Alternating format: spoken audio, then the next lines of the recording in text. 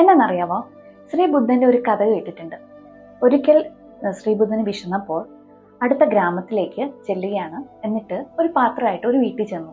എന്നിട്ട് ഭിക്ഷ ചോദിച്ചു. അപ്പൊ അവിടെയുള്ള ഒരു സ്ത്രീ ഈ ബുദ്ധനെ കുറേ ചീത്ത പറഞ്ഞു.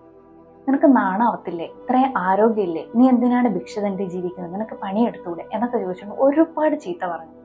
ഇതെല്ലാം കേട്ടിട്ടും ബുദ്ധൻ ഒരക്ഷരം പോലും മിണ്ടാതെ നിസ്സഹായനായി അക്ഷമനായി നിൽക്കുന്ന കണ്ടപ്പം ഈ സ്ത്രീക്ക് പിന്നെയും ദേഷ്യം വന്നു. ഈ സ്ത്രീ ചോദിച്ചു, ഞാൻ ഇത്രയൊക്കെ പറഞ്ഞിട്ടും നീ എന്തുകൊണ്ടാണ് കല്ലായിട്ട് നിൽക്കുന്നത്? നീ എന്തുകൊണ്ടാണ് പ്രതികരിക്കാത്തത് എന്ന് ചോദിക്കുകയാണ്.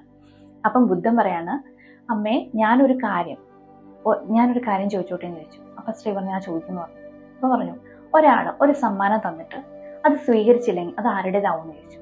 അപ്പം ആ സ്ത്രീ പറഞ്ഞു, ഓക്കെ, അത് സമ്മാനം തന്നിട്ട് സ്വീകരിച്ചില്ലെങ്കിൽ കൊടുത്ത ആൾക്ക് തന്നെ ഇരിക്കും, അത് സ്വീകരിക്കാത്ത ആൾക്ക് പോവില്ല എന്ന് പറഞ്ഞു. അപ്പം ശ്രീബുദ്ധൻ പറയാണ്, ഇപ്പൊ നിങ്ങൾ പറഞ്ഞ എല്ലാ കാര്യങ്ങളും ഞാൻ ഒരു കാര്യം ഞാൻ സ്വീകരിച്ചിട്ടില്ല, ഇതെല്ലാം നിങ്ങൾക്ക് അവകാശപ്പെട്ടതാണെന്ന് പറഞ്ഞു. അപ്പോഴാണ് ആ സ്ത്രീക്ക് അത് സ്ത്രീ ചെയ്തതിന്റെ തെറ്റ് മനസ്സിലായത്. ഇതിൽ നമുക്ക് മനസ്സിലാക്കേണ്ട ഒരു കാര്യമുണ്ട്. കാരണം നമ്മളെ മറ്റുള്ളവർ വേദനിപ്പിക്കുമ്പോഴും കുറ്റപ്പെടുത്തുമ്പോഴും എന്തൊക്കെ കാണിച്ചാലും നമ്മൾ അതൊന്നും സ്വീകരിച്ചിട്ടില്ലെങ്കിൽ ഇതൊക്കെ ആർക്കാ പോകുന്നത്? അവരിലേക്ക് തന്നെ പോവുകയില്ലേ? Happy day, happy life.